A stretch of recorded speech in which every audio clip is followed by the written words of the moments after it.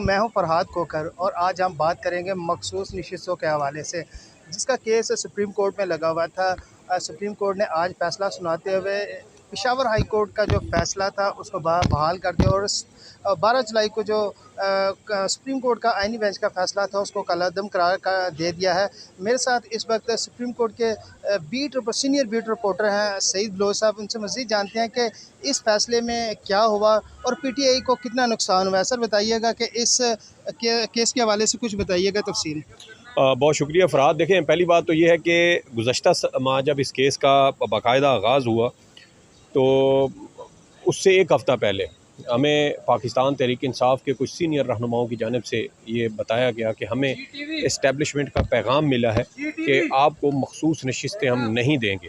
ये जिस रहनुमा ने हमें बताया, बड़े सीनियर रहनुमा है, कोई ये नहीं कह सकते कि आप सेकंड टीयर या थर्ड टीयर के हैं जिसकी वजह से उनकी बात गलत भी हो सकती है। बहरहाल जब उन्होंने हमें बताया तो उसके ठीक एक हफ़्ते के बाद अगले हफ़्ते यहाँ सुप्रीम कोर्ट ऑफ पाकिस्तान ने हमने ही रिपोर्ट किया कि मखसूस नशिस्तों का केस फ़लाँ तारीख को समाअत के लिए मुकर्रर हो गया। तो यहाँ से आप अंदाज़ा लगा लें कि जब एक जमात को बाकायदा थ्रेट करके चैलेंज देकर उनको बता कर कहा गया हो कि हम आपको मखसूस नशिस्तें नहीं देंगे, हफ्ते बाद सुप्रीम कोर्ट में केस लग जाए और उस केस में फ़ैसला ऐसा है कि बेंच भी उसकी जो अददी तादाद है वो भी जजेस की पूरी नहीं है, क्योंकि 13 रुकनी फुल कोर्ट थी और यहाँ पर आप देखें तो 10 रुकनी बेंच था और 10 रुकनी बेंच ने ही ये केस का फ़ैसला सुनाया है और 10 जज फुल कोर्ट के फ़ैसले को नज़रअंदाज उसको रद्द कर रहे हैं, कलअदम करार दे रहे हैं। ऐसा पाकिस्तान की अदालती तारीख़ में आज तक नहीं हुआ था जो हम सुप्रीम कोर्ट ऑफ पाकिस्तान में वक़ू पज़ीर होते देख रहे हैं। उसकी वजह क्या है? उसकी वजह बड़ी सादा सी है कि वफाकी हुकूमत ने, मुस्लिम लीग नून, पीपल्स पार्टी और इस्टेब्लिशमेंट ने पीटीआई के कुछ लोगों को अगवा करके एक आइनी तरमीम की। उस आइनी तरमीम के तहत एक जुडिशल कमीशन नया बना। उस जुडिशल कमीशन में हुकूमत और इस्टेब्लिशमेंट के मंजूर नज़र अरकान की तादाद ज़्यादा थी। उस जुडिशल कमीशन ने एक आइनी बेंच बनाया जो हुकूमत के वोटों से उसमें जज मुंतखब किए गए। ये नहीं कि अक्सरियत की बुनियाद, जो सीनियरिटी की बुनियाद पर जजेस का इंतखाब हुआ, नहीं, पिक एंड चूज़ की गई और पिक एंड चूज़ करने के बाद एक आइनी बेंच बना। उस आइनी बेंच के सामने ये केस लगा तो वाज़े तौर पर 26वीं आइनी तरमीम से मुस्तफ़ीद होने वाले जज ऐसा आज़ाद फ़ैसला कैसे दे सकते हैं।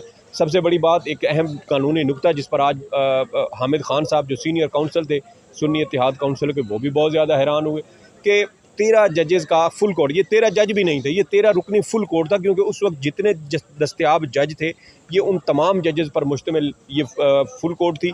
और उस वक्त सुप्रीम कोर्ट ऑफ पाकिस्तान के 11 जजेस ने, अब ये जो फ़ैसला आज इन्होंने दिया 7 जजेस का, ये 7 जजेस का फ़ैसला नहीं था जो 12 जुलाई 2024 का है, वो 13 जजेस का फ़ैसला है। 13 जज ये कह रहे थे कि पाकिस्तान तहरीक इंसाफ सियासी जमात है, वो पार्लिमानी जमात है, तो इसलिए उनको ये मखसूस नशिस्त है। इवन के साबिक चीफ जस्टिस काजी फ़ायज़ ईसा ने भी जस्टिस जमाल मंदोखेल के साथ इत्तेफाक किया था और उन्होंने भी, 2 जजेस ने 39 अरकान जिन्होंने शुरू से लेकर आखिर तक अपने कागजात नामजदगी में पीटीआई के साथ अपनी वाबस्तगी ज़ाहिर की थी, उनकी हद तक मखसूस नशिस्तें देने का फ़ैसला किया था। लेकिन ये हैरान कुन फ़ैसला है पाकिस्तान की तारीख़, बल्कि दुनिया की तारीख़ में, कि एक छोटा बेंच एक बड़े बेंच के फुल कोर्ट के फ़ैसले को उसको मुस्तरद कर रहा है। और मकसद सिर्फ यही है कि 26वीं आइनी तरमीम के ज़रिए जब ये तरमीम की जा रही थी तो उस वक्त जो जैसे लोगों को अगवा किया गया, उनके बीवी बच्चों को उठाया गया, उनको मजबूर किया गया, उनकी वफ़ादारियाँ तब्दील करवाते हुए 26वीं आइनी तरमीम मंजूर करवाई गई, तो वो जो एक बदनामी गले पड़ गई थी, उस बदनामी को हल करने का या उसको साफ़ करने का एक अच्छा तरीका ये था कि मखसूस नशिस्तें छीनो। इससे हुकूमत को साफ़ सुथरी 2/3 अक्सरियत मिल जाएगी और उस 2/3 अक्सरियत से फिर अब वफाकी हुकूमत और इस्टेब्लिशमेंट अपनी मर्ज़ी की आइनी तरमीम करने की पोजीशन में आ चुके हैं, उनको कोई रोक टोक नहीं है। अब ये देखिए, तकरीबन कोई 22 या 23 कौमी असम्बली की सीटें बनती हैं, तो अब तकरीबन कोई 218 या 19 सीटें थी जब 26वीं आइनी तरमीम हुई थी। अब उस 218-19 सीटों में ये 22 सीटें आप ये शामिल कर लें तो ये अब आपकी तकरीबन कोई 240 नशिस्तें बनती हैं। तो इसलिए बिल्कुल रास्ता खाली कर दिया गया है। हुकूमत के लिए अपनी मर्ज़ी की आइनी तरमीम लाएंगे, उस आइनी तरमीम को वैलिडेट करने वाले यहाँ जज इन्हीं के अपने बिठाए हुए हैं, इन्हीं के अपने लगाए हुए जज हैं, कोर्ट पैकिंग की जो बात हामिद खान साहब की जानिब से की गई थी वही कोर्ट पैकिंग हो चुकी है। हाई कोर्ट्स के अंदर आप देखें, सिंध के अंदर जो पीपल्स पार्टी की जानिब से लगाए गए एडवोकेट जनरल थे उन सबको जो सिंध हाई कोर्ट के एडिशनल जज लगा दिया गया। बलूचिस्तान में भी इसी तरह हुआ, पंजाब में भी इसी तरह हुआ। इस्लामाबाद हाई कोर्ट में ANF के वकील थे राजा इनाम अमीन मिनहाज साहब, उनको जज लगा दिया गया। इमरान खान के ख़िलाफ़ जिस जज ने इद्दत केस को काबिल समाअत करार दिया था उसको हाई कोर्ट का जज लगा दिया गया। पेशावर हाई कोर्ट में भी इसी तरह कोर्ट पैकिंग की गई। तो हर जगह पर अपने जज बिठा दिए गए हैं। तो ये एक लंबी प्लानिंग का हिस्सा है, लेकिन हमारी जो एक मालूम इंसानी तारीख़ है उस पर अगर हम नज़र डालें तो हमें ये एक पता चलता है कि बड़े बड़े लंबे प्लान करने वाले लोग उनके कुछ अंजाम कुछ अच्छे नहीं होते और वो प्लानिंग इधर की इधर रहती थी। कुदरत ने अपना निज़ाम को बैलेंस करना है। आज के फैसले से PTI को कितना नुकसान हुआ है? देखिए, PTI को तो ये मखसूस नशिस्तें शुरू दिन से मिली नहीं ना, उनका तो मैं समझता हूँ कि कोई नुकसान हुआ नहीं है। फ़ायदा सिर्फ हुकूमत का हुआ है कि हुकूमत अब आइनी तरमीम करने में आज़ाद है। हाँ, उस आइनी तरमीम में PTI के ख़िलाफ़ कुछ ऐसी आइनी तरमीम कर दी जाए जिसका मकसद PTI को काउंटर करना, उसको बिल्कुल एलिमिनेट करना, उसके ऊपर पाबंदी लगाना, या कोई ऐसी आइनी तरमीम कर दी जाए जो PTI का मुकम्मल तौर पर रास्ता रोक दें, उनकी सियासी जमात होने पर पाबंदी लगा दें। ये भी कोई आइनी तरमीम की जा सकती है कि सुप्रीम कोर्ट ऑफ पाकिस्तान के डिक्लेरेशन की ज़रूरत ही नहीं है।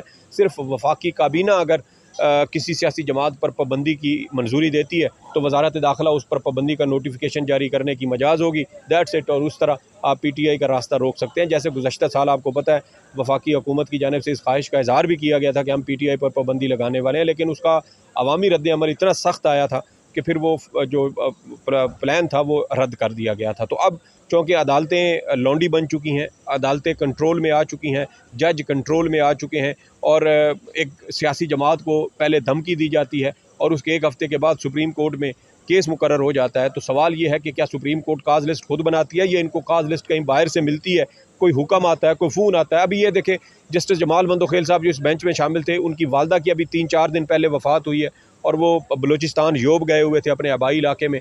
लेकिन अचानक पता नहीं अब क्या ऐसी सूरत हाल बनी है, कोई दबाव है या क्या ऐसा मामला बना है कि जमाल मंदोखेल साहब अपनी वालदा की फातिहा खानी छोड़ के यहाँ सुप्रीम कोर्ट पहुँचे हुए। कौन सी ऐसी क़यामत आ गई थी अगर मंदोखेल साहब रमा हफ्ते यहाँ सुप्रीम कोर्ट ना आते, अपनी वालदा की फातिहा खानी पर मौजूद रहते। उनके भाई बिलाल मंदोखेल सेनेटर हैं पाकिस्तान पीपल्स पार्टी के। इस वक्त आपको पता है बजट सेशन चल रहा था, लेकिन वो बलूचिस्तान में मौजूद थे।